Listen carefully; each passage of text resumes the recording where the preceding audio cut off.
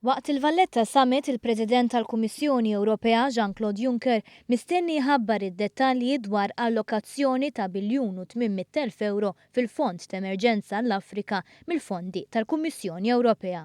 Dan il-fond huwa wieħed mill-mezzi li bih l-Unjoni Ewropea qed tipprova taffi l-problema tal-immigrazzjoni mis-sors tagħha.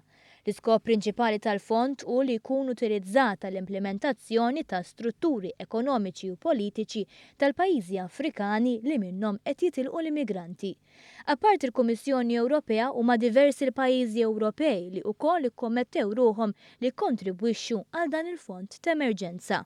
It-tnejn waqt il-laqgħa mal-President tal-Grupp Soċjalista Ewropew Gianni Pittella, id-Deputat Prim Ministru Louis Grech ħabbar li Malta se tingħaqad ma' dawn il-pajjiżi u tikkontribwixxi għal dan il-fond ta' emerġenza wkoll. Dan sissa għadu fil-prinċipju għax Malta fil-fatt qed talloka qed tippleġġja għadu mhux effettwat qed tippleġġja li jkollha $250,000 dan l-Emergency Trust Fund.